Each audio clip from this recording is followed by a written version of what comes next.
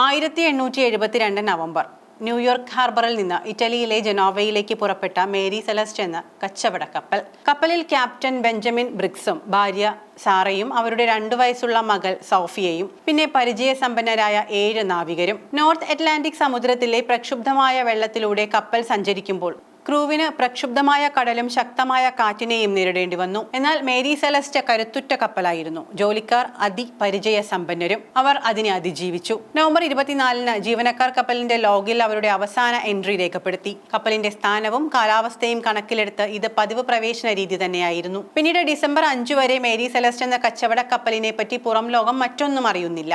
എന്നാൽ അതിനിടയ്ക്ക് വിചിത്രമായ ചിലത് സംഭവിച്ചു. ആർക്കും കണ്ടെത്താൻ ഇന്ന് വരെ സാധിക്കാത്ത ചിലത്. ഡിസംബർ 5-നാണ് ബ്രിട്ടീഷ് കപ്പൽ ഡെയ്ഗ്രേഷ്യ മേരി സെലസ്റ്റിനെ കാണുന്നത്. ആ സമയം കപ്പലിൽ ജീവന്റെ അടയാളങ്ങളൊന്നുമില്ല.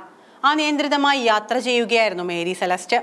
ഒരു പോരാട്ടത്തിന്റെയോ പ്രകൃതി ദുരന്തത്തിന്റെയോ തെളിവുകൾ കണ്ടെത്തുമെന്ന് പ്രതീക്ഷിച്ച ഡെയ്ഗ്രേഷ്യയുടെ ജോലിക്കാർ മേരി സെലസ്റ്റിൽ കയറി. പക്ഷേ അവർക്കൊന്നും കണ്ടെത്താനായില്ല. നാശത്തിന്റെ ലക്ഷണങ്ങളില്ല, പോരാട്ടത്തിന്റെ അടയാളങ്ങളില്ല, ജീവന്റെ അടയാളം പോലുമില്ല. കപ്പലിൽ പിടിവലി നടന്നതിന്റെയോ അക്രമം നടന്നതിന്റെയോ മറ്റെന്തെങ്കിലും അപകടം സംഭവിച്ചതിന്റെയോതായ ഒന്നും അവർക്ക് അവിടെ കണ്ടെത്താനായില്ല.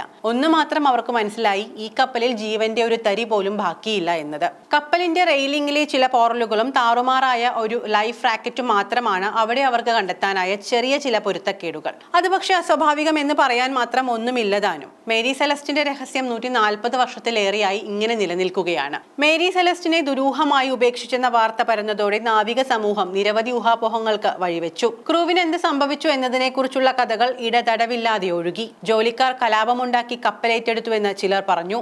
ഒരു കൂറ്റൻ തിരമാലയിൽ അവർ കടലിൽ ഒഴുകിപ്പോയി എന്ന് മറ്റു ചിലർ വാദിച്ചു. കടൽ കൊള്ളക്കാരോ അടിമക്കച്ചവടക്കാരോ ആണ് അവരെ ആക്രമിച്ചതെന്ന് ചിലർ പറഞ്ഞു. ഒരു കൊടുങ്കാറ്റ് നേരിട്ടെന്നും കപ്പൽ ഉപേക്ഷിക്കാൻ അവർ നിർബന്ധിതരായെന്നും മറ്റു ചിലർ അവകാശപ്പെട്ടു. എന്നാൽ സത്യം ഒരു രഹസ്യമായി ഇന്നും തുടരുന്നു.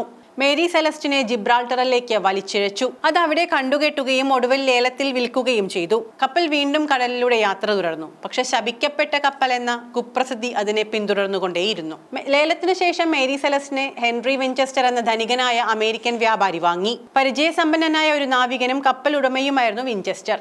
ഇരുണ്ട ചരിത്രത്തിനിടയിലും മേരി സെലസ്റ്റിൽ വലിയ സാധ്യതകളുണ്ടെന്ന് അദ്ദേഹം കണ്ടെത്തി. വിഞ്ചസ്റ്റർ മാസങ്ങളെടുത്ത് കപ്പൽ പുതുക്കി പണിയുകയും റിങ്ങുകൾ മാറ്റിസ്ഥാപിക്കുകയും ജീവനക്കാരെ നിയമിക്കുകയും ചെയ്തു. കുപ്രസിദ്ധമായ ഭൂതകാലത്തിൽ നിന്ന് കപ്പലിനെ അകറ്റാമെന്ന പ്രതീക്ഷയിൽ അദ്ദേഹം കപ്പലിന്റെ പേര് തന്നെ മാറ്റി ആമസോൺ എന്നാക്കി. എന്നാൽ വിഞ്ചസ്റ്ററിന്റെ ഏറ്റവും മികച്ച ശ്രമങ്ങൾക്കിടയിലും കപ്പലിന്റെ കുപ്രസിദ്ധി അതിനെ പിന്തുടർന്നുകൊണ്ടേയിരുന്നു. പല നാവികരും ഡോക്ക് വർക്കർമാരും കപ്പലിൽ ജോലി ചെയ്യാൻ വിസമ്മതിച്ചു. അതിന്റെ ശപിക്കപ്പെട്ട ചരിത്രം ചൂണ്ടിക്കാട്ടി തന്നെ അവർ പിന്നോട്ടു പോയി. പക്ഷേ തളരാതെ വിഞ്ചസ്റ്റർ ആമസോൺ കപ്പലിൽ കയറി കരീബിയൻ കടലിലേക്ക് യാത്രയാരംഭിച്ചു. യാത്രയിൽ അസാധാരണമായ സംഭവങ്ങളൊന്നും ക്രൂ റിപ്പോർട്ട് ചെയ്തില്ല. പിന്നീട് ആമസോൺ മാർട്ടിനിക് ദ്വീപിന് സമീപം എത്തിയപ്പോൾ വിചിത്രമായ കാര്യങ്ങൾ സംഭവിക്കാൻ തുടങ്ങി. കപ്പലിന്റെ കോമ്പസ് സൂചി നിയന്ത്രണമില്ലാതെ കറങ്ങാൻ തുടങ്ങുന്നു. വിചിത്രമായ ശബ്ദങ്ങൾ കേൾക്കുന്നു. പ്രേതദൃശ്യങ്ങൾ കാണുന്നതായും ജീവനക്കാർ പറയുന്നു. വിഞ്ചസ്റ്ററിന് എന്തോ കുഴപ്പമുണ്ടെന്ന തോന്നൽ ഉണ്ടാകുന്നു. കോഴ്സ് മാറ്റാനും അടുത്തുള്ള തുറമുഖത്തേക്ക് പോകാനും അദ്ദേഹം ക്രൂവിനോട് ആവശ്യപ്പെട്ടു. അടുത്ത തുറമുഖത്തേക്ക് കപ്പൽ കയറുമ്പോൾ ജീവനക്കാർ ജീവൻ തിരിച്ചു കിട്ടിയതുപോലെ ആശ്വസിച്ചു. എന്നാൽ അവർ കപ്പൽ ഡോക്കിൽ കെട്ടിയിട്ടപ്പോൾ കപ്പലിന്റെ ഡെക്കിൽ ഒരു വിചിത്ര രൂപം നിൽക്കുന്നത് കണ്ടു എന്നാണ് പറയപ്പെടുന്നത്.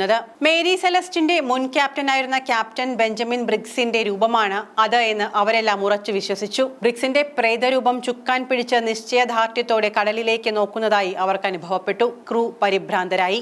അതോടെ മേരി സെലസ്റ്റിന്റെ ദുരൂഹത വീണ്ടും തലപൊക്കി തുടങ്ങി. അതിന്റെ ശാപം തീർക്കാൻ നിരവധി പാരാനോർമൽ അന്വേഷണ സംഘത്തെ വരെ വിഞ്ചസ്റ്റർ സമീപിച്ചു. പക്ഷേ വളരെ വൈകിപ്പോയി. ആമസോണിന്റെ സൽപ്പേരിന് പരിഹരിക്കപ്പെടാനാവാത്ത വിധം കേടുപാടുകൾ സംഭവിച്ചു കഴിഞ്ഞു. അതോടെ വിഞ്ചസ്റ്റർ കപ്പൽ വലിയ നഷ്ടത്തിന് വിൽക്കാൻ നിർബന്ധിതനായി. ആമസോൺ വീണ്ടും യാത്ര തുടർന്നു. പക്ഷെ അതിന്റെ ശപിക്കപ്പെട്ട കുപ്രസിദ്ധി അതിനെ പിന്തുടർന്നുകൊണ്ടേയിരുന്നു. അത് പലതവണ കൈമാറി. എന്നാൽ ഓരോ ഉടമയും വിചിത്രമായ സംഭവങ്ങളും പ്രേതദൃശ്യങ്ങളും തന്നെ റിപ്പോർട്ട് ചെയ്തുകൊണ്ടിരുന്നു. ഒടുവിൽ ഈ ആമസോൺ കടലിൽ അപ്രത്യക്ഷമായി. പിന്നീട് ഒരിക്കലും കാണാനാകുന്നില്ല.